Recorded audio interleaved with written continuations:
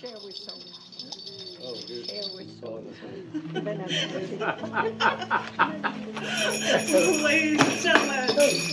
Ladies and gentlemen, boys and girls, welcome to this month's installment.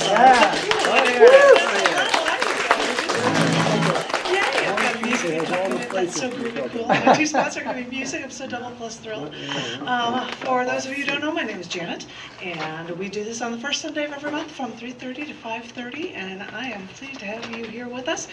I usually start off with a poem, and so I just thought I'd randomly pick out something from a book. This is a collection book that was done in the past from cc&d magazine called One Solitary Word. It has chapbooks and things in the back, and because a long time ago I decided to write poems for every element in the periodic table, I've got a bunch of them in here, and I thought I would read one of them that is in this book for you right now. You get to have a science lesson too because you're at the bookstore. This is element 109 in the periodic table, MT. This is Meitnerium. Meitnerium, do I know him? You know, I'm driving along and I'm like, I'm supposed to write a poem about Meitnerium? What, I mean, like, this is one that's so high up that there's nothing about these elements, and they have little bits. I'm like, who discovered it? Blah blah blah, and that's how I was able to do this poem.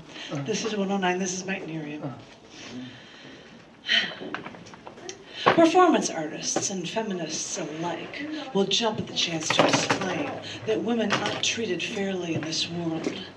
Women in the workplace make 70-some cents to the man's dollar, and if they're married, they're still expected to take care of the kids and cook, and they cook their meals and they have to clean the house. As a woman, I can tell you that I'm objectified nearly every time I go outside for a long walk when horn honks and catcalls come my way.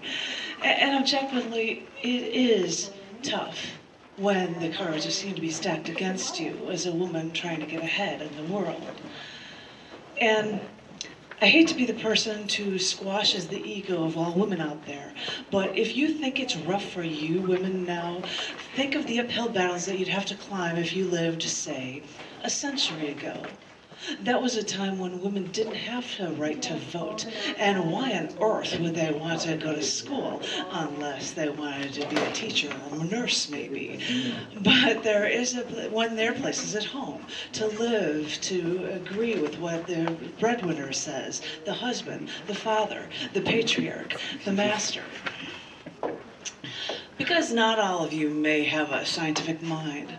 Well, one woman, Lisa Meitner, born to a Jewish family in Austria 10 years before Hitler was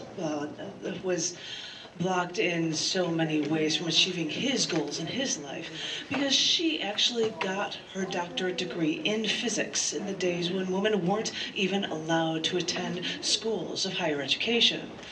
You know, Professor Planck in Berlin, who usually rejected any woman wanting to attend his lectures, allowed her in, and in a year, Meitner even became his assistant. She later worked without a salary before she worked in Prague as an associate professor. She was the first woman in Germany to become a full professor in physics, and she even co-discovered nuclear fission with Otto Hahn. I mean, Albert Einstein even praised her by calling her the German Marie Curie. And yeah, as Adolf Hitler came to power, and most of her colleagues emigrated from Germany after they were forced to resign their posts, Meitner just immersed herself in her work until she witnessed the Anschluss, the annexation of Austria into Germany, and she felt forced in 1938 to flee to Holland, then Sweden. But a chemist where she worked, Kurt Hess, was an avid Nazi, and so he even informed the authorities that she was about to flee, and so she was lucky she could even escape.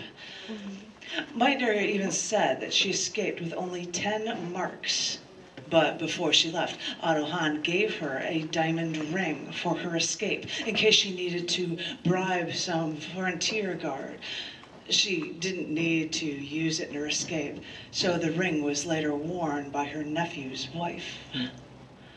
But after her assistance with nuclear fission, she didn't want to think of this being used as a weapon, and she refused to offer to work on the Manhattan Project. The sad thing is that she co-discovered nuclear fission, but it was her male coworker, Otto Hahn, who was awarded the 1944 Nobel Prize in Chemistry for the discovery of nuclear fission. As some historians say, Meitner should have been awarded the Nobel Prize with Hahn, but keep in mind that this was a man's world back then. So, though she thought she was nominated for the Nobel Prize 3 times, she had received awards in later years, in addition to having craters on the moon and on Venus named after her, in addition to element 109.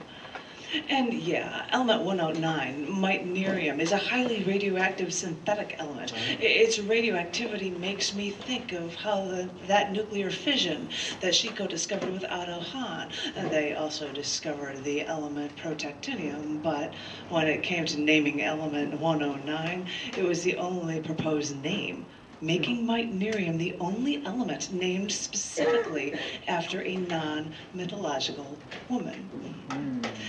And really, there is so little of this Meitnerium that people can only guess at its properties. But learning and discovering seems to be something Meitner was all about, facing all odds to achieve so much. Meitnerium.